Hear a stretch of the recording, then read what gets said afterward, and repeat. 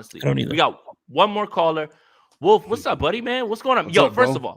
first of all, thank you for being patient, bro. You're our last caller. You gotta take it home. No pressure.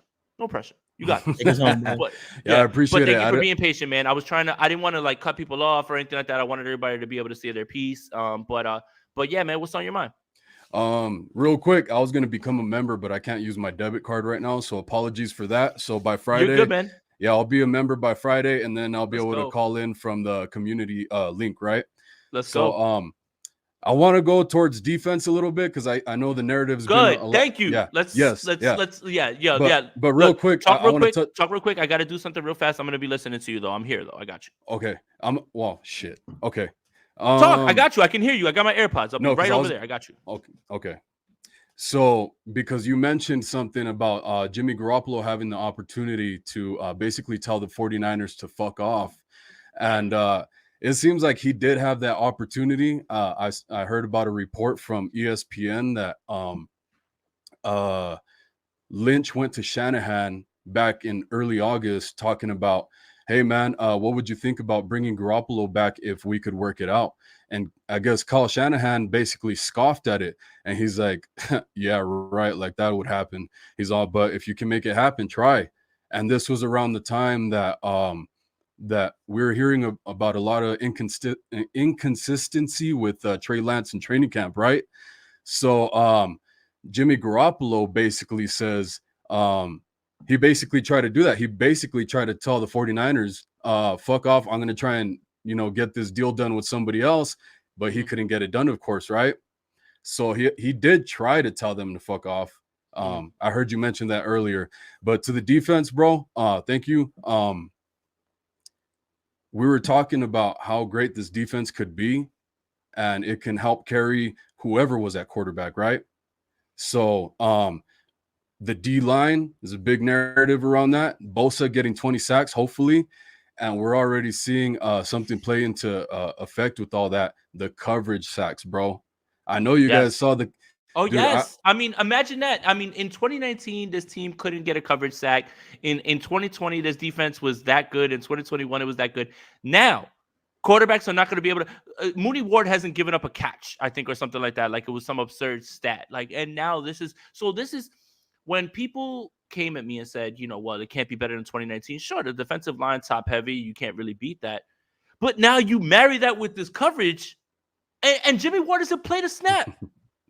Yep. Jimmy Ward doesn't play the snap. Yeah. Keep going. Bro, Mosley, I had written down because I have my podcast too. And so for my notes, I had written down for last week that Mosley was invisible. I didn't see him at all in that first game, but that's a good thing. Yeah. Just like O-line, right? So I was very happy about that with because in the Seahawks game, I noticed there was, I forget what play it was, but Geno Smith was in the pocket. And initially, there was not really any pressure. He had a clean pocket. And he goes back to throw, did the Jimmy pump fake. And it looked like he was going to throw it. I'm bracing myself like, oh, shit, is this going to be a big play? He ends up tucking it because it wasn't there after all because of coverage. And Bosa got the sack. Beautiful stuff, man. And 3 sacks in 2 games? Badass stuff. I mean, he's on pace for 25 and a half and like 82 pressures. I mean, I don't know if that's sustainable, but it's a good start. And I don't know if that's good, but that's a really good. But look, Jesus, hell yeah, it is. Jesus, thank you for your donation, man. Appreciate you, man. Jason, apparently a foot and ankle surgeon who is a consultant that said that Trey's injury could be fully healthy in 10 to 12 weeks. What are your thoughts? I think we gave it a little bit earlier. I'm going to let you go, Wolf, real quick. What do you have to say about that? Okay, so what's our time frame here? So 10 to 12 weeks, we're in week 2. No, that means I mean like how much time are you giving me? You're the last caller. That's it. You're the last caller. We got this. Go for it. Yeah, I was going to talk about this on my show as well, but we got to remember this is an outside source, and I want to get my hopes up. I want to see the kid back. And I wrote this down too, Javi, because I heard you were talking about it. I've been athletic quarterback activist myself, bro, because Jimmy Garoppolo is way too one-dimensional, and the league's just going that way, right? Yeah, and I'm going to disagree with you, Javi. Garoppolo is a good quarterback. He's not a great quarterback, but he's a good quarterback. He's what? Where would you rank him? I would say maybe number 16 in the world. That's the world. So I think that makes him a good quarterback. I would like to hear what you think about that, but I'm definitely an athletic quarterback And activist like yourself. no, and again, whenever we say that Garoppolo is a 13 to 17 guy on any given week, because on certain weeks he looks like he's closer to 12 than he is 17, but whenever we say that, it's always taken as a negative. There are elite quarterbacks in this league, and then after that tier of like the elite guys, everybody kind of just shuffles. Carr, Cousins, Mayfield, all those guys, they kind of shuffle week to week. One week, Derek Carr throws for 400 yards. You're like, oh shit, look at him. The next week, he completely throws up an egg against the Cardinals, and you're like, he stinks. Kirk Cousins throws for 400. Oh, Sunday Night Football, look at how bad Kirk Cousins is. Like, it's all these guys are interchangeable. But yeah, they all make mistakes. And they're not, and that's not a negative for Jimmy Garoppolo. Like, you are just in this tier. That's who you are. I think we've all understood that. We've overanalyzed it. But why is it a negative to call a spade a spade? And the funny part is the 49ers can be successful with a quarterback in that range. Look how far they've gotten with a great defense and playing complementary football. Like, I don't understand why people feel the need to either talk about Jimmy Garoppolo and put him way lower than he should be or way higher than he should be.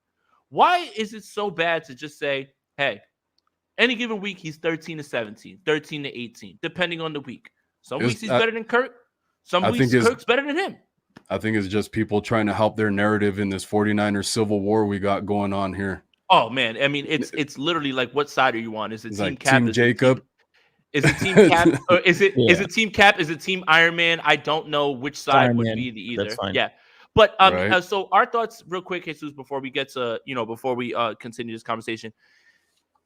It would be perfect for Trey Lance to be ready to go in 12 weeks, 10 weeks, and then we have to rehash all this because you know why? We're 49ers fans and we're 49ers content creators. Of course, this is exactly what would happen. So my thoughts are, we'll cross that bridge when we get there, but I am certain, or I'm fairly certain that this bridge is going to happen. This bridge is going to be built, and that's what we're going to get. And then, so just to answer your question, Wolf, I think Jimmy Garoppolo is closer to 20 than he is 13, right? That's just the numbers. Cool. They win a lot of games, right? They win. Sorry, Joey. With Garoppolo, he's a win with quarterback, right? There's always an asterisk around how they got that win. And I don't know who said the analogy. I think it was Benjamin Solak. He's like, Jimmy Garoppolo is the arsonist. He's also the firefighter. Firefighter. Right? Yeah. If you're a good quarterback, you don't create those fires, right? Yeah. You extinguish the fires that your defense may have created. You don't extinguish the fires that you created. And that's the issue with Jimmy Garoppolo. We go back to the Bengals game. The only reason that game went to the way it went was Jimmy couldn't do shit in the second half. And then when it came, nut cutting time, he made a couple of throws and they get into scoring position. But a lot of it is Kyle Shanahan has basically convinced a lot of people that Jimmy Garoppolo is this high-level quarterback. But if you look at some of these pass charts, Jimmy Garoppolo was one of the highest-rated quarterbacks to hit wide-open targets, and that's part of why they've been so successful. Kyle can scheme guys up to make things very, very easy for Jimmy Garoppolo. You force this man to stay in the pocket much longer and process the field, his QBR tanks. Anything under 2.5 seconds, his QBR is on through the roof, and that's part of what the Kyle Shanahan thing is with him. Anytime Jimmy Garoppolo rolls out of the pocket, I think we're all scared shitless. Anytime the ball leaves the screen on your TV, I think we're all scared shitless, right? You just hold your breath. You hold your breath. You're like, oh shit, 100%. Right? Yeah. So to me, that would not make him a good quarterback. Is he decent enough? Yes. Is he terrible? Absolutely not. But he's a serviceable starting NFL quarterback. He is closer to 20 than he is to 13. And, when you have like these numbers aren't like you can't have 20 touchdowns to 12 interceptions, right? That's just not a sustainable model without the only reason they got to where they were last year was Deebo Samuel had to save them in Chicago, right? You have a defensive line that's going to get after the quarterback and get you almost. Wait, Javi. Deebo Samuel had to save them. Are we talking about the team or are we talking about Jimmy's job? Because I was sitting right next to you during it. Both of them. Both. So, yeah, because Trey Lance was warming up at halftime. They were ready to move. And I'm not, I think what my opinion of Jimmy gets misconstrued. I I don't ever think he's terrible. Like, he's serviceable. I've said this before. He's a starting level quarterback in the NFL. He's a guy that's going to bring you stability. He's a guy that's going to help build your culture. He's a guy that can help get you a couple wins here and there, right? If you need him to make a few plays, he can probably do that, but don't ask him to do too much, right? If you need him to make 2 or 3 big time throws a game, he might make those. But for the most part, Kyle's making it very, very simple for him. There's a reason why his air yards numbers are so low. There's a reason why the difference in the Seattle game just this Sunday was proof in the pudding. For those who don't follow Rich Madrid, he put it out there. The way the box looked, you have they 10 made adjustments men, in the second half. You had 8-man fronts for a quarterback for Jimmy Garoppolo, and you had 6-man fronts for Trey Lance. There is more room to operate when you have a quarterback who can throw past the sticks and you have mobility with the quarterback. With Jimmy Garoppolo, everything is sat on, the middle of the field is condensed, and you have to force him to make these throws. Anything outside the numbers based on all his pass charts, because you can look at every pass chart. Next Gen Stat gives you all the pass charts. You can look it up. There is literally hardly anything. And you can do it during the game. You can do it during the game as well. I do it during the game. You can go back in my timeline. I do it every quarter. Boom, boom, boom, boom, boom. Go to Next Gen Stats, and you go and you pull up the charts. You go to Game Center, you click that thing, and you get to see where it was going. And funny enough, he was like 2 for 3, like outside the numbers, which is something that you normally don't see. But Juan Rivera says Montana versus Young, Smith versus Cat, Jimmy versus Trey. I think we're destined to do this dance for the end of time. It's like, for real. I'm not old enough to remember the Montana thing. I just remember Young, and I remember him at the end. But I think that if there is a football god, if there are football gods, he hates us. Like well, it was just like, hey, I gave you success in the beginning. I'm gonna put y'all through hell the rest of the way, man. Shit. Like the rest of the way, you're gonna have to try to figure that out, man.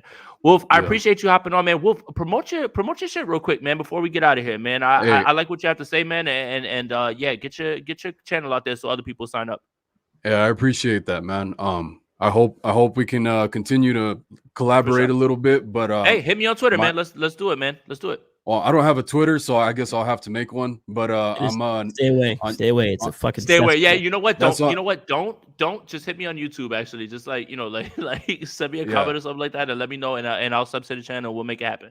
Yeah, some people asked me about that, but I was like, I could barely keep up with Facebook and Instagram. Like, come on. you got to boot Facebook too, man. But don't do Twitter, man. Just stay away, man. Like you know what? You know what's good about not being on Twitter is you get to stay away from the toxicity, and you get to just be in your own zone. So stay there. Yeah, promise.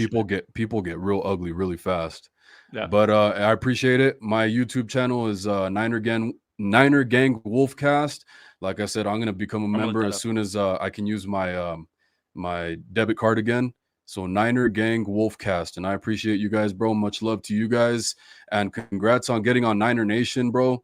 That's good to hear. Yeah, that's a lot of that has to do with Javi too, man. So I don't want to like look, he's gonna act like he didn't have anything to do with it, but I appreciate that, man. It has been a good thing, man. It has been a good thing, man, and I've really been excited to be over there with them. Oh, real quick, hey, did you guys watch the Triple G Canelo fight? I did. Did you notice that Aponte kid on there? I did. I was like, so it's funny, man. Like my father's my father, they're all big. My father and my mother are huge boxing fans. I'm Puerto Rican, right? But I don't know. I mean, and I guess we're all three of us are Puerto Rican. Trinidad. I'm about to get booted. I never rooted for Trinidad. Me neither. I didn't like him. What about Macho Camacho? Camacho was cool. Yes. He was cool. He was cool. It's just like when Trinidad fought De La Hoya, I was on De La Hoya. And I felt like De La Hoya won that fight. I don't care what anybody says. De La Hoya won that fight. Trinidad was a villain. Right. And the one time that I wanted Trinidad to win was when Hopkins went to Puerto Rico. In Puerto Rico. Don't know how he made it out of Puerto Rico. Stomped on the flag. And was let out of town. And I said, all right, Trinidad, go. And you know what? Hopkins whipped his ass. And I said, you know what? That's why I never believed in you, bro. I wanted Fernando Vargas to win too. Like I'm like the fakest Puerto Rican, bro. Like I used to go to those parties and everything, and it would be all of them, and I would be there like, yeah, I hope this guy loses, man. And they would just be like, what? Yeah, I mean, I was wondering. Soy Boricua, but like, come on, man. Like at the same time, man, I can't root for frauds, bro. Real quick, we'll take this one last one. 49ers like True Detective. time is a flat circle. It I is. feel like we are destined to do this for the rest of our lives, man. We really are. Hey, so you don't know if you're related to that guy? You have to be, huh? No, Somehow. we're not really. No. No? My dad was like, "Hey, man, the Aponte name is Aponte's Italian, but yeah, he was just like, nah, that ain't us." So yeah. Hey, man, I just found your channel. I'm a sub to it now, man. I got you, man. Just hit me on there, bro, and we'll definitely make it happen. Shout out to you for kicking it with us too, man. Appreciate you, Wolf, man. Have a good night.